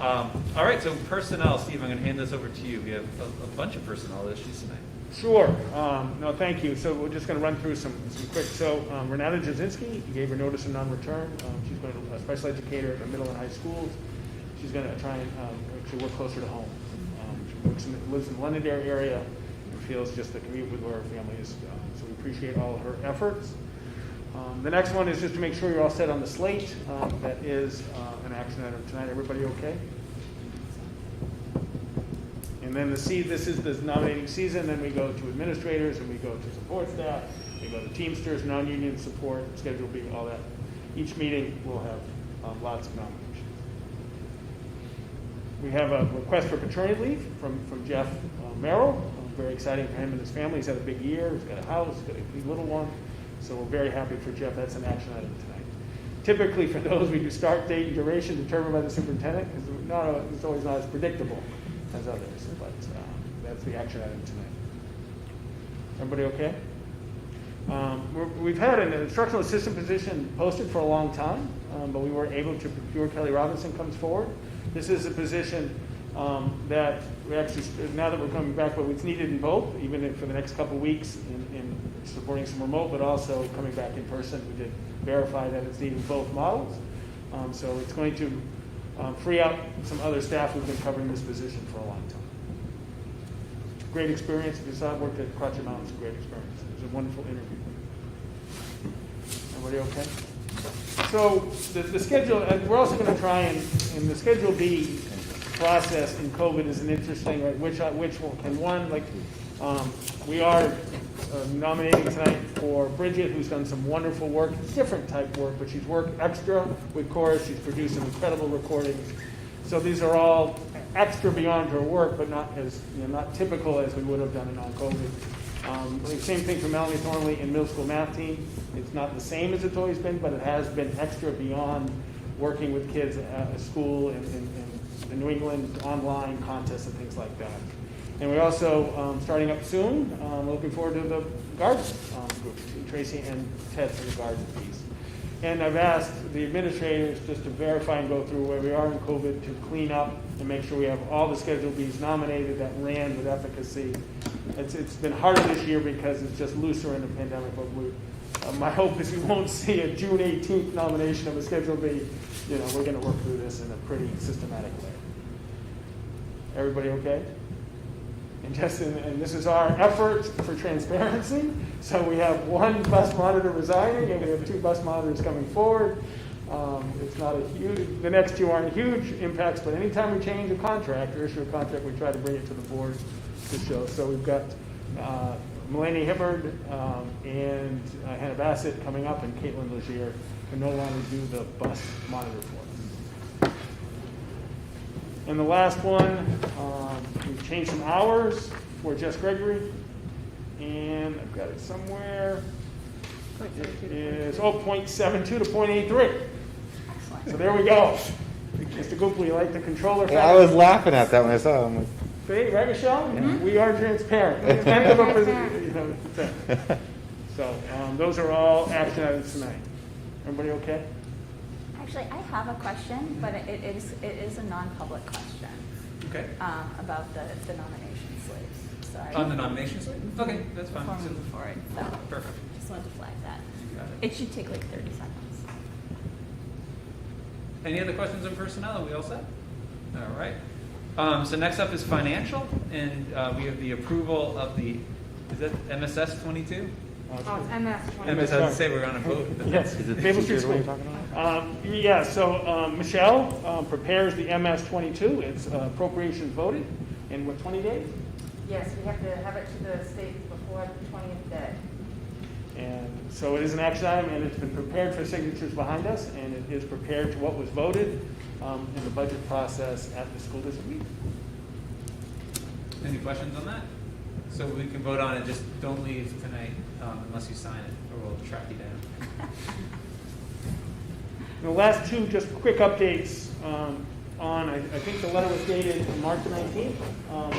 We have noticed, as well as it's interesting, they noticed the ATA as well, that, remember during the budget process, we worked with a guarantee maximum, the GMR, and then the process goes through, and it's actually a rotating 6 months window, and the actual this year is less than the GMR, so that you could never go higher than the 6%, but this year went lower. So our actual increase to health insurance is a 2.1%, which is really great, and that's a savings. And this is what, so there's a budget savings and there's an actual savings. Because we'll have, remember, we start this budget in October, and we lock it in. But from October all the way through next June, we'll get plan changes. For example, if someone has their first child, they go from a 2-person to a family. That's a plan change that isn't reflected in any increase or in any budget, because once we lock it in, we lock it in. So it's about a $65,000 savings on budget, but we've already been noticed for some plan changes that will take away some of that $65,000. But what's a good thing is sometimes that's an off-budget increase. This time it's within the line of health insurance because the actual is lower than the GMR. So it does not include, and it's plan changes of current personnel. Sometimes we have some family members who take the buyout, but then if that person changes jobs, then they come on to it could be from a buyout to a family. And if that happens, that keeps Michelle up at night, and then she keeps me up at night with it. But it also could be higher in change plans if a 2-person retires or leaves and a family comes. So those are the type of plan changes. What was the amount again? It's our actual was 2.1%, and just budget to budget, it's a $65,000 savings, but it's not a $65,000 savings because we've already been noticed a plan change. Okay, so it's not a saving that we're getting. It's, okay. All right. You with me? Yeah. Does that make sense? I don't know if I hit that one or not. Yeah. So we already know there's some changes that are gonna. Eat away at that And what we've cost. never done, and Michelle and I have been doing this a long time, once the board approves a budget, we don't come back 2 weeks later and say, hey, we had a plan change, let's up it. Right.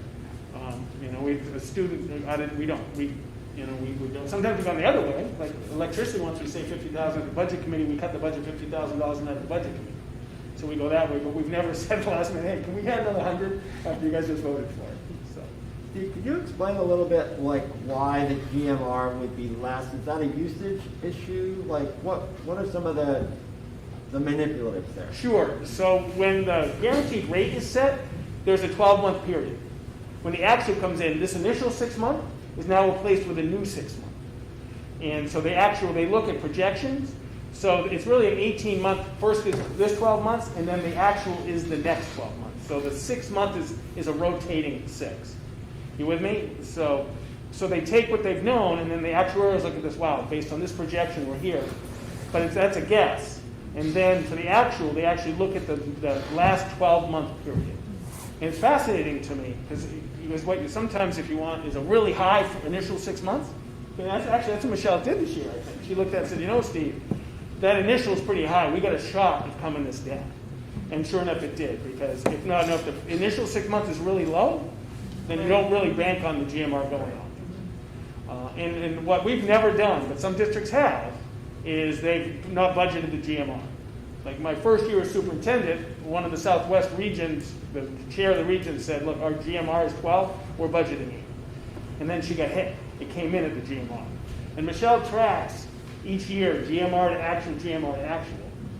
And sometimes we've hit it, but lately, actually, it's been pretty good. The results have been pretty good. But it's a swapping of the original 6 to the actual 6. And another key point is, because of COVID, they did have buffers put into, they had some, items that they just didn't know because of going through COVID, and so those didn't come in as they originally had assumed. So that was another factor that affected it.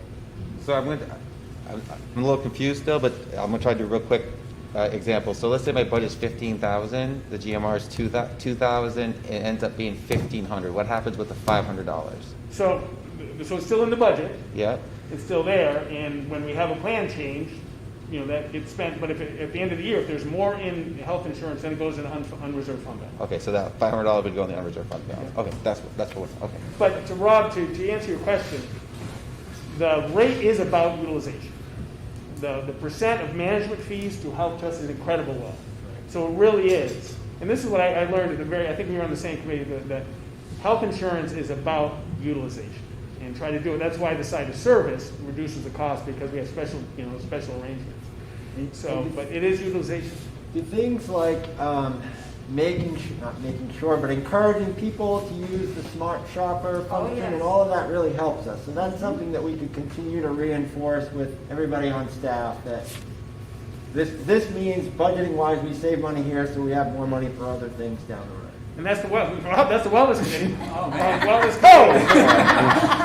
Talk himself into that. Yeah, 4 or 5 over there. That's great. Our health trust. If there are donuts there, I'm there. Yeah. Our health trust, client manager will come and we'll talk. And Michelle tries really hard, and I try really hard to push Smart Shopper.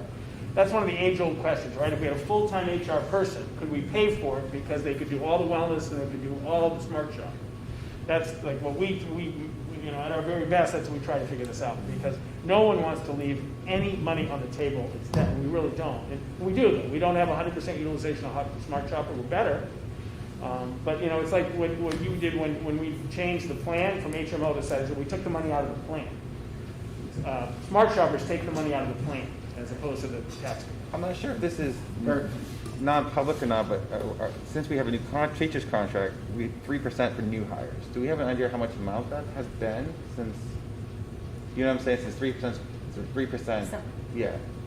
Cost you for new hires, right? So 7. So start That 7. doesn't start until July. Yeah. So it wouldn't start till July, so we wouldn't know that savings. Mhm. Okay. Thank you, Andrea. Yeah. Totally. Oh, man. Anything else on the GMR? That was really helpful, Steve. Thank you. My pleasure. And then the next one is, and this is a mouthful, the Coronavirus Response and Relief Supplemental Appropriations, CRISA Act, Elementary Secondary School Emergency Relief Fund 2, ESSER 2. So, and Michelle did a great job today. So ESSER 1 was about $43,000, right? And we've used that. And so now we've been noticed that we have $170,000 in ESSER 2 that Michelle is working on with the leadership team and me. We're trying to figure out how to best utilize this. The 3 concepts are to prepare, prevent, and respond. Those are the themes. And then the last one that we haven't been noticed of exactly, but we can expect somewhere in the neighborhood of about $400,000 is ESSER 3. So ESSER 1 has been allocated and spent. We've done a great job. We also had the SP. Remember, we had that. SPSRF 1 and SPFRF 2. And those had to be done by the December 30th. Remember that? That's done and gone. And then we have the ESSER 2, which we are starting to work on now. And we'll have a public hearing when we're ready to make recommendations. But it's all about prepare, prevent, and respond to a coronavirus. And then ESSER 3, and as a leadership team, and Michelle led a discussion today, the leadership team about that, and that will undoubtedly be with Mike, and the leadership team works together on the implementation of the $400,000. The key component is not just having the money; it's how long do you have to spend it? Yeah. Because this is to 2023, That's the ESER ESER 2, Yeah. and we hope that ESER 3 is a year after that. Right, but we don't know yet. Because you could have, for example, positions that would go more than 1 year. Yeah. As opposed if you have to spend it right away, in 1 year, it's difficult to, because when positions can be allocated to a grant for multiple years, that it's you're honest with the hires and you have the money allocated. And so one thing with ESSERs, the government has required now for construction projects, we follow Davis-Bacon regulations, which are prevailing wage. For a small district, it's not a little endeavor. It doesn't mean we couldn't do it with a bigger project, but right now with a littler project that's already been bid and already been done, you can't go back and change prevailing wage if it wasn't. But when my first year, 7 years, we had the American Reinvestment Recovery Act, the ARRA money, and that's when we did the ADL room, the activities of daily living room at the secondary school. And that was Davis-Bacon. That was the first time that I had ever heard of Davis-Bacon. We had a Davis-Bacon consultant come in with Michelle. We met. I think your office was down below. I mean, up high. We were up high with you. And it's just interesting. So the construction piece is very complicated. But imagine if we're getting $400,000, a district like Manchester or Nashua could get millions, which means construction will probably be a part of that project, which means the Davis-Bacon and the regulatory prevailing wage is necessary. Does that make sense? So you'll hear more as we get through it.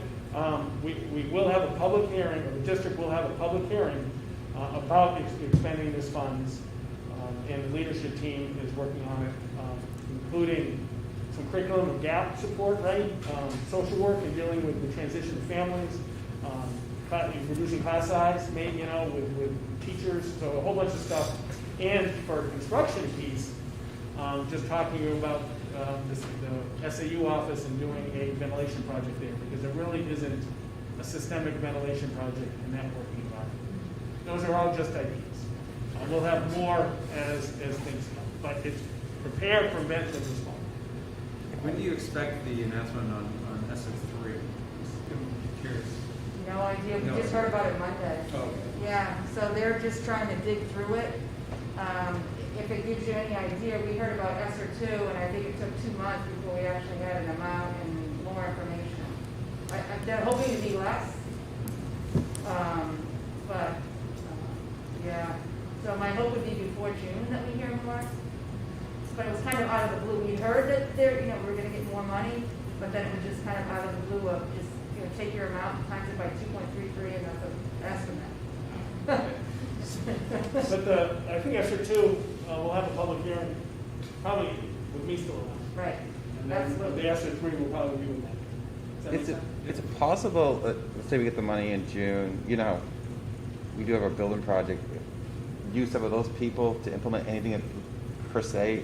Is that possible to use them? You know what I'm saying, since they're Yeah, here? well, you have to do prevailing wage. We have to do rebid. construction, Oh, so okay, they didn't- okay, we yeah. didn't do that with ours. That's right. And we don't really have a lot, other than the SAU, that really Okay. is a ventilation big project. So you'd have to put out the bid then? Okay, that's right. All right. But if Michelle's contacted some of our typical vendors and give us some estimate, just a back of the envelope about how much it would be for a system-wide ventilation project. Okay. By employing construction management firms as possible, but a small project like that, we hope we can do ourselves. Got it, yeah. Okay, It's all possible. forgot about And it that. has to be something that wasn't budgeted. And That there's was gonna be my even question. things Yeah. that are in the gray area that I even heard today, that the state has not determined whether something in a CIP would be qualified as, even though you didn't budget it, but you planned for it. So that is even still a gray area of not knowing if that could be used. So that's what I mean about it's just so, it's like a full-time job in itself, trying to keep track and figure it all out, because you got, we'll have 5 grants this year, on top of the 5 or 6 other grants that we already have. So, I think that's such an important point though, Michelle, because I've had people ask me and say, you've gotten all this money, why are we not just removing it from the budget? And grants just don't work like that. You're not allowed to pay for things that you've already budgeted for with grants, so we can't just get $400,000 and reduce our budget by $400,000. Yeah, and then another thing is like, I know, some people have heard like the towns, I think in the first round of money that they got, they were able to use it as a revenue gap. We have not been able to use it as a revenue gap. So we would love to have used it as a, and we continue would love to, like, because we know next year adequacy might not be the way we think it is. But they have been adamant that we cannot do that. Which just makes it tough. It just makes it seem like it's more of stimulating the economy than actually doing what some of the things we might need to do with it, that we can't use the money for. If that makes any sense without getting too much in the weeds, but. Yeah. But some things would be good to do that would stimulate the economy, that would help with kids, so. I.e. social worker or, reduce class size or things like that. Well, thank you for all of your work. You know how tough government grants are at some point, and so having all these extra ones on top of everything else is a challenge. So thank you. Any other questions or thoughts on anything on the financial side? All right. So we are now at the second public comment portion of the meeting. I'll ask our newly represented members of the public if they have any comments they'd like to give. Yeah. Come on up. Come on up, Ann. Yep, right up. Yeah. It's all set up for you, so you have to use it. Hi, so Pam Shahadi, 280 Rollins Road, and I wanted to just start by thanking Rob for his words on the House bill that wanted to ban conversations in the school setting on potentially divisive or controversial topics. And then I just wanted to give one more quick plug for the fact that the COVID-19 vaccine is available for anyone 16 and over. So hopefully as many of our Hopkinton students as possible can register tomorrow morning at vaccines.nih.gov. And usually we say 3 weeks between, it has to be Pfizer because that's the only age group. We say 3 weeks between the two vaccines. You can actually get the second one 17 days later. And then the other really encouraging news for our students in Hopkinton is that the new Pfizer trials in kids between 12 and 15 have shown 100% efficacy, and it's going to be coming up under emergency use authorization. So hopefully before too long, and certainly by next school year, hopefully some of our middle school students as well will be able to immunize. Maybe a reminder email to parents for tomorrow in case there are parents who don't realize that in the schools would be great. Thank you. All right. With that, we'll close public comment. Is there any other items any board member wishes to bring up before we go into action items? All right. And so what I'm going to do is I'm going to go through the action items. I'm going to skip number 16, and we'll get all the action items done, and then we'll go into non-public for discussion on the teacher nomination slate.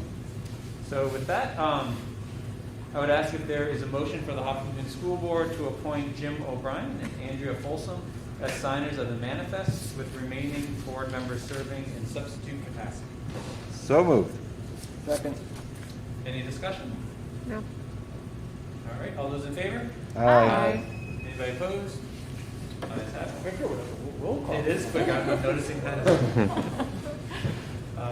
Is there a motion for the Hockington School Board to approve the superintendent's recommendation to accept HHS special education teacher Renata Jozinski's notice of non-return? So moved. Second. Any discussion? Thank you, Renata. Yeah, Thank you. All in favor? Aye. Anybody opposed? Ayes have it. Is there a motion for the Hopkinton School Board to accept the superintendent's recommendation to grant HHS social studies teacher Jeff Merrill's request for paternity leave, start date and duration determined by the superintendent of schools? So moved, and congratulations. Congratulations, I'll second. Exciting. I think that's as determined by the baby. I don't know. You want to amend the motion? Any additional discussion? All those in favor? Aye. Anybody opposed? Ayes have it. Is there a motion for the Hopkinton School Board to accept the superintendent's nomination of Kelly Robinson, instructional assistant, Hopkinton Middle and High Schools, pending final approval of the superintendent, start date to be determined by the superintendent? So moved. Second. Any discussion? All those in favor? Aye. Anybody opposed? Ayes have it. Is there a motion for the Hopkinton School Board to accept the superintendent's nomination of the additional Schedule B nomination list as presented? So moved. Second. Any discussion? All in favor? Aye. Anybody opposed? Ayes have it. Is there a motion for the Hopkinton School Board to accept the superintendent's nomination of Hannah Bassett, midday bus monitor? So moved. Second. Any discussion? All in favor? Aye. Anybody opposed? Learn Google, yes. Is there a motion for the Hopkinton School Board to approve the superintendent's recommendation to accept Caitlin Rozier's resignation from the bus monitor position? So moved. Second. Any discussion? All in favor? Aye. Anybody opposed? Is there a motion for the Hopkinton School Board to accept the superintendent's nomination of Mulaney Hibbard, bus monitor? So moved. Second. Any discussion? All in favor? Aye. Anybody opposed? Is there a motion for the Hopkinton School Board to accept the superintendent's recommendation to issue a revised contract to Harold Martin School Instructional Assistant Jess Gregory from .72 FTE to .83 FTE? So moved. She's great. I know. Yes. She's just as great, so I'll second, yeah. Any discussion? All in favor? Aye. Anybody opposed? Is there a motion for the Hopkinton School Board to accept the superintendent? No, I already read that one. I'm sorry. You wouldn't know because it's the same language. Is there a motion for the Hopkinton School Board to accept the superintendent's recommendation to approve the MS-22 as prepared by Business Administrator Michelle Clark? So moved. Second. Any discussion? All in favor? Aye. Anybody opposed? Ayes have it. And is there a motion to go into non-public session for the discussion of matters per RSA 91A:3, Roman 2A for personnel? So moved. Second. So this is a roll call vote. So Andrea? Yes. Norm? Norm Gupel, yes. I don't think we have to say her name Oh. anymore. Rob, yeah. Say her name. We'll see. Yes. April? That's a little while. And I'm a yes. And so I think what we'll do is we'll go into non-public session. We'll move rooms to the library. We come back. We'll vote on number 16, and then there'll be no other items, and we'll adjourn the meeting at that point. So can we let Matt start picking up? Yeah, I think we can let Matt start packing up, and then if the student reps and Michelle want to leave, I think We'll that's just great. record the vote. And we'll record the vote when we come back. Thank you all Thanks. very much. Thank you, Matt. Should we sign now? Oh, you should bring it over. You have to come back in here, right? We do, yeah. Julia, it's nice to see you in person. I've only seen you on the screens. Oh, thank you so Thanks, much. guys. Thanks for the public comment, Ann. Very exciting.